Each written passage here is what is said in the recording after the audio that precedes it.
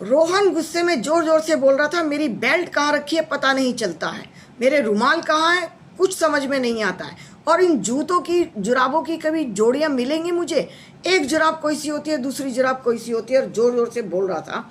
और drawing room में बैठे थे मनोहर लाल जी। मनोहर लाल जी डेली ये देखते थे कि ये बेटा इस बहू के साथ कैसा बर्ताव करता है। और बहू थी कि पूरा दिन घर के काम में लगी रहती थी, सुबह 5 बजे उठती थी, नहा धो के पूजा पाठ करती थी, जल्दबाजी में जोत बत्ती किया करती थी और सीधा किचन में घुस जाया करती थी। उसे 1 मिनट की भी फुर्सत नहीं थी। दोनों बच्चों के टिफ़िन तैयार करना, अपने पति का टिफ़िन तैयार करना और फिर ससुर को भी चाय नाश्ता टाइम पर देना। ससुर जी ड्राइंग में बैठे बैठे सब कुछ देखते रहते थे, लेकिन बेटे को कुछ नहीं कहते थे क्योंकि उसको सुबह ऑफिस जाना होता था।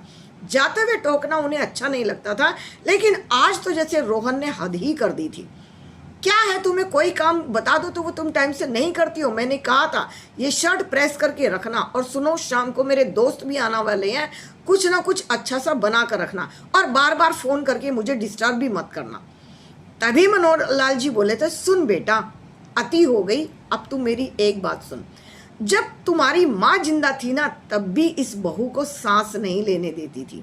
सारा दिन ये घर के काम करती थी, कपड़े धोना और घर में ही प्रेस करना, खाना बनाना और बर्तन भी करना। तब उन्होंने कभी काम वाली भी नहीं लगाई थी। कहती थी ये सारा दिन क्या करेगी, हम भी तो अपने ज़माने में करते थे, ये क्यों नहीं करेगी, कौन सा ये ऑफिस में जाती है, घर में ही तो रहती है। घर का पूरा काम तुम्हारी माँ करवाती थी, लेकिन कभी से ये नहीं कहती थी बेटा तू भी 2 घंटे आराम कर ले अपने कमरे में जाकर। इसके पीछे ही लगी रहती थी। मैं भी उसे कई बार समझाता था, भाग्यवान ऐसा मत कर, ये भी किसी की बेटी है, करते करते थक जाती है, इसका भी शरीर है, और आज तुम वही काम कर रहे हो।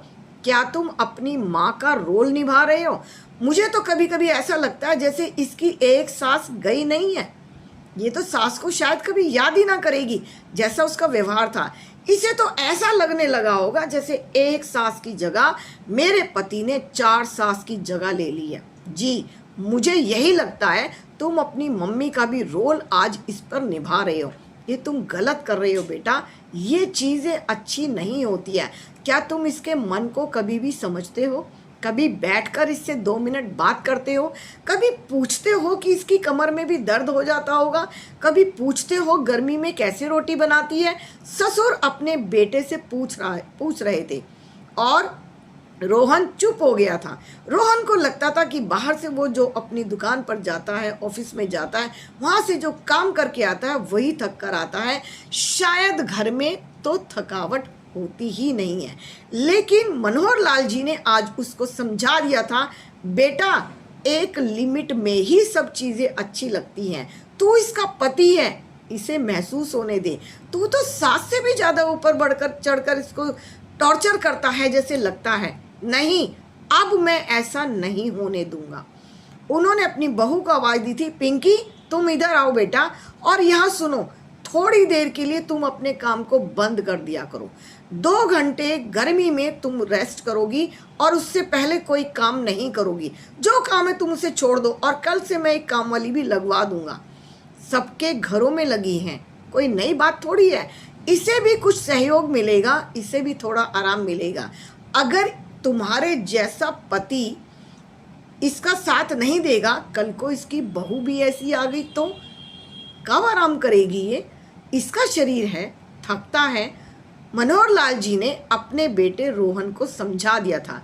रोहन को भी जैसे कुछ लगा था कि वो भी कुछ गलत कर रहा है। ठीक है बेटा, तुम अपनी मम्मी के जैसा ही इससे व्यवहार करते हो।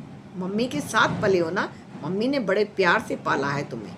मम्मी के जैसे गुण हैं, वो चीज़ तो अच्छे हैं, लेकिन मम्मी के अवगुण नहीं लेना है।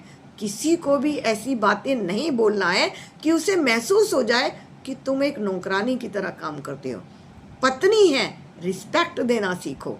पत्नी है, प्यार करना सीखो। अपने बच्चों को साथ में बैठाना सीखो। 1 घंटा अपनी पत्नी को और अपने बच्चों के साथ खेलो तो सही, लगे तो सही कि कैसे परिवार में एक साथ खेलते हैं। पता है पहले क्या होता था? लूडो और कैरम बोर्ड पति पत्नी और बच्चे परिवार की तरह खेलते थे।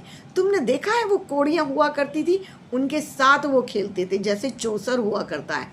पति पत्नी और बच्चे शाम के टाइम उस गेम को खेलते थे और एंजॉय करते थे, परिवार एक साथ बैठता था। अब तो लगता है खाना खाने के लिए भी सबको अपने रूम में ही चाहिए, रूम के अंदर ही खाना दे दो क्योंकि एसी से बाहर नहीं आना है। बेटा, परिवार के साथ बैठना सीखो और पत्नी को सम्मान देना सीखो, पत्नी की सास बनना बिल्कुल मत सीखो।